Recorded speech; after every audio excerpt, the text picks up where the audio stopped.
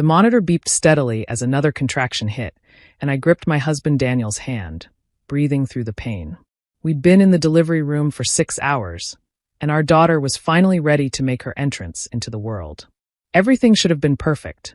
The soft lighting we'd requested, the carefully chosen music playing quietly, Daniel whispering encouragement in my ear. Then the door burst open. "We're here." My mother-in-law Victoria swept in like a hurricane, her husband Robert trailing behind her with that perpetual scowl he'd worn since the day Daniel introduced me as his girlfriend 3 years ago. We couldn't let our first grandchild arrive without us present. The nurse immediately stepped forward. "I'm sorry, but only one support person is allowed." "Nonsense." Victoria's voice could have cut glass. "This is a family moment. We have every right to be here." She turned those cold gray eyes on me, the same eyes that had scrutinized every aspect of my life since I'd dared to marry her precious son. "After all, we need to make sure everything is legitimate." "Mom, please," Daniel said wearily. "Not now. Emma's in labor." "Oh, I'm perfectly aware of what Emma's doing," Victoria said, pulling out her phone to check her appearance in the camera. "Though the timing is rather suspicious, don't you think? Barely 9 months after the wedding? Some might say it's convenient." Another contraction hit, stronger this time, and I couldn't hold back a cry of pain. The doctor looked up from between my legs. "We're getting close. I need everyone except the father to leave now." "We're staying," Robert announced, speaking for the first time. His voice was flat, emotionless, the voice of a man who'd perfected corporate intimidation over 30 years of running his investment firm. "This child will carry the Montgomery name. We need to verify." "Verify what?" Daniel snapped, his patience finally breaking. For once, my gentle husband looked ready to physically throw his parents out. Victoria's perfectly manicured nails tapped against her designer purse. "Well, darling, you know how these things can be. Especially with Emma's background. My background. The fact that I'd grown up in foster care, worked my way through college waiting tables, didn't have a trust fund or a family name that opened doors. In Victoria's world, that made me a gold digger at best, something worse at worst. One more push, the doctor called out, and suddenly nothing else mattered except bringing my daughter into the world. I bore down with everything I had, Daniel's hand in mine, and then, a cry. Perfect, loud, and absolutely beautiful. "Congratulations," the doctor said, placing the squirming bundle on my chest. "You have a healthy baby girl." I looked down at her through tears, tiny fingers, a shock of dark hair like Daniel's my nose. She was perfect. Daniel was crying too, touching her tiny hand with one finger like she might break. "She doesn't look like a Montgomery," Victoria said loudly. The room went silent except for our daughter's cries. "What did you just say?" I asked, my voice deadly quiet despite the exhaustion. Victoria stepped closer, peering at my baby with theatrical skepticism. "I'm simply observing. The Montgomery genes are very strong. Daniel, his sister, his cousins, they all looked identical as babies. This child looks nothing like our family." "Mom, stop," Daniel warned. "I'm only saying what everyone's thinking," Robert added, moving to stand beside his wife. "The girl appears out of nowhere, claims to have no family, gets pregnant suspiciously quickly. Any reasonable person would have questions." The nurse holding my daughter looked uncomfortable. The doctor had quietly excused himself. Daniel's face was turning red with rage, but I put my hand on his arm. I was done. 3 years of subtle insults, of being treated like an interloper, of having my character questioned at every turn. "You want proof?" I said, my voice steady despite the fury building in my chest. "You want to verify that this baby is really your grandchild?" "Well, if you're offering," Victoria said with a saccharine smile. "A simple DNA test would clear everything up, wouldn't it? Unless you have something to hide." "Order the tests," I said. "Right now. Today." Daniel looked at me in shock. "Emma, you don't have to." "No, they want proof? Let's give them proof. But here's my condition." I looked Victoria straight in the eye. "We test everyone. The baby, Daniel, me, and both of you." Victoria laughed, that tinkling fake laugh she used at charity galas. "Whatever for. We know who we are." "Humor me," I said. "You want to question my integrity? Then let's verify everyone's. Unless you have something to hide." I threw her own words back at her, and for just a second, I saw something flicker across Robert's face. Fear? But it was gone so quickly I might have imagined it. "Fine," Victoria said, waving her hand dismissively. "Order your little tests. When they prove what we already know, that you've been lying to our son. You'll sign the divorce papers without contest and disappear. And when they prove this is Daniel's child? I countered. Then we'll acknowledge her as our granddaughter, Robert said stiffly, and apologize for our concerns. The nurse returned with the hospital's legal representative, who'd been summoned to handle what was becoming an increasingly tense situation. Within an hour, the tests were ordered, rush processing, results in 48 hours. The samples were taken from everyone, even Victoria and Robert, though they protested the indignity of it all. 2 days later, we were gathered in a conference room at the hospital. I'd insisted on a formal reading of the results, with the hospital administrator present as a witness. Victoria sat ramrod straight, her confidence radiating like perfume. Robert checked his phone obsessively. Daniel held our daughter, who was sleeping peacefully, blissfully unaware of the drama surrounding her existence. Dr. Patricia Henley, the hospital's chief administrator, entered with a manila envelope. I have the results of the DNA testing as requested. I should note that these tests were conducted by 3 independent laboratories to ensure accuracy. Get on with it, Victoria said impatiently.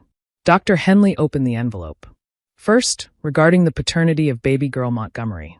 The DNA analysis confirms with 99.97% certainty that Daniel Montgomery is the biological father of the child. I didn't even look at Victoria. I kept my eyes on Dr. Henley, waiting. Furthermore, she continued, maternal DNA confirms Emma Montgomery as the biological mother, which I assume was never in question, but was tested as requested. There, you see? Daniel said to his parents. Now you can apologize to my wife, and...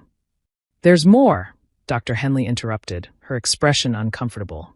As requested, we also ran comparative DNA analysis on all parties tested. The results are unexpected. The room went very still. The DNA test confirms that Daniel Montgomery shows no biological relationship to Robert and Victoria Montgomery. The probability of biological parentage is 0%. The silence that followed was deafening. Victoria's face had gone white, her perfectly applied makeup standing out starkly against her pallor. Robert's phone slipped from his hand, clattering on the conference table. That's impossible, Victoria whispered. There must be a mistake. 3 independent labs, Dr. Henley reminded her gently. The results are conclusive. Daniel was staring at his parents, the people he'd called his parents his whole life, with a mixture of shock and growing anger. What is she saying? What does this mean? It means, I said quietly, that your parents have some explaining to do. This is ridiculous. Robert stood up, his chair scraping loudly. These tests are obviously flawed. We'll sue this hospital for. The conference room door opened, and an elderly woman walked in, followed by 2 police officers. She was probably 75, with silver hair pulled back in an elegant bun and eyes that were achingly familiar. Daniel's eyes. Hello, Daniel, she said softly, tears streaming down her weathered face. My name is Margaret Sinclair. I'm your real grandmother. Victoria let out a sound like a wounded animal. Robert sat back down heavily, his face gray. Margaret continued, her voice stronger now. 31 years ago, my daughter Julia was a patient at Riverside Hospital's psychiatric ward. She'd been admitted for postpartum depression after giving birth to a baby boy. She was vulnerable, confused, heavily medicated. Her voice hardened as she looked at Victoria and Robert. The perfect victim for someone looking to steal a baby. You can't prove anything, Robert said, but his voice shook. Actually, I can, Margaret replied. You see, Victoria worked at Riverside Hospital as an administrator. She had access to all the patient files. She knew Julia had no family support. I was overseas, Julia's husband had left her. She knew no one would look for the baby if he disappeared. One of the police officers stepped forward. We've been investigating this case for 2 years, ever since Mrs. Sinclair came to us with her suspicions. The DNA test was the final piece of evidence we needed. Daniel was trembling, still holding our daughter. You're saying they kidnapped me? Your real name is Andrew Sinclair, Margaret said gently. Your mother, my Julia, never recovered from losing you. She spent 20 years searching before she took her own life. Her last words were about her stolen baby. I moved to Daniel's side, wrapping my arm around him as he processed this devastating truth. Our daughter stirred in his arms, making small cooing sounds. Why? Daniel asked his parents, the people who'd raised him. If you couldn't have children, why not adopt legally? Why steal someone else's baby? Victoria's careful composure finally cracked completely. We tried. For years, we tried everything. IVF, adoption agencies, but nothing worked. They said we were too old, or there were concerns about Robert's business dealings, or some other excuse. Then I saw her in the hospital, this young girl with no one, and she had this perfect baby boy, and I thought we could give him a better life. We had money, connections, stability. What did she have? She had a mother's love, Margaret said fiercely. She had family who would have helped if we'd known. She had the right to raise her own child. You destroyed her, I said to Victoria, my voice shaking with rage. You destroyed an innocent woman because you felt entitled to her baby. And then you had the audacity to question my integrity? To demand proof that I hadn't deceived your son. The second police officer spoke up. Victoria and Robert Montgomery, you're under arrest for kidnapping, identity fraud, and falsification of legal documents. As they read them their rights, Victoria kept babbling explanations, justifications, pleas for Daniel to understand. Robert said nothing. His corporate titan persona finally shattered. They were led away in handcuffs, and Daniel didn't even watch them go. Margaret approached slowly, respectfully. I know this is a shock. I don't expect anything from you, Daniel. Andrew, I'm sorry, I don't even know what to call you. Daniel, he said firmly. I've been Daniel for 31 years. But I want to know about her. About Julia. About my real mother. Margaret smiled through her tears and pulled out a worn photo album from her bag. She was beautiful. Kind. Talented. She was a pianist. You have her hands, her musical ability. She loved you so much in the short time she had with you. As Daniel looked through photos of the mother he never knew, our daughter, our perfectly legitimate daughter whose existence had exposed this 30-year lie, began to cry. Margaret looked at her with wonder. May I? She asked tentatively. I nodded, and Daniel carefully placed our daughter in her arms. His real grandmother's arms. What's her name? Margaret asked. Daniel and I exchanged glances. We'd been debating names for weeks, unable to decide. Julia, Daniel said suddenly. Her name is Julia Margaret Montgomery. Sinclair. If that's okay with you, Emma? I nodded, tears in my eyes. It's perfect. Margaret held baby Julia close, humming something, a lullaby maybe, something she might have hummed to Daniel if she'd had the chance. Your mother would be so proud, she whispered to Daniel. So proud of the man you've become, despite everything. The next months were a whirlwind of legal proceedings, media attention, and emotional adjustment. Victoria and Robert were eventually convicted, 15 years each for kidnapping and related charges. Their estate was liquidated to pay damages to Margaret and to fund a foundation for families of missing children. Daniel struggled with his identity for a while, but therapy helped, as did Margaret's patient presence in our lives. She never pushed, never demanded, just made herself available whenever Daniel was ready to learn more about his origins. She became the grandmother to Julia that Victoria never could have been, warm, genuine, and completely devoted. The extended Montgomery family, or whoever they really were, disappeared from our lives entirely, unable to face the scandal. But Daniel's real family began to emerge. Cousins Margaret had kept in touch with, elderly aunts who remembered Julia, a whole history that had been stolen from him. On Julia's first birthday, we held a party in the backyard of our new home. One bought with Daniel's inheritance from his real mother's estate, money that had been waiting for him all these years. Margaret played piano while Julia smashed cake in her high chair, and Daniel laughed, really laughed, for the first time since learning the truth. You know what the ironic part is? Daniel said that night as we put Julia to bed. Victoria was so obsessed with bloodlines, with family legacy, with genetic legitimacy. And in the end, she had none of it. No real claim to me, no biological grandchild until you gave her one, no authentic family at all. Just a 30-year lie. And now? I asked, watching our daughter sleep. Now I have everything real, he said, pulling me close.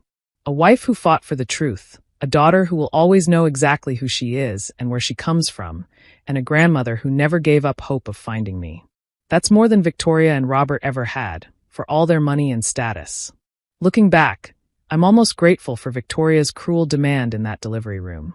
Her insistence on DNA testing didn't just prove my innocence. It exposed her guilt and gave Daniel back his true identity.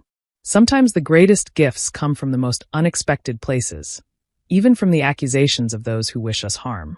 Baby Julia stirred in her sleep, and I touched her tiny hand. She would grow up knowing exactly who she was, surrounded by truth instead of lies, love instead of manipulation. The Montgomery name might not mean what it once did, but the Sinclair name, that meant survival, persistence, and the kind of love that searches for 30 years and never gives up. That was a legacy worth passing on.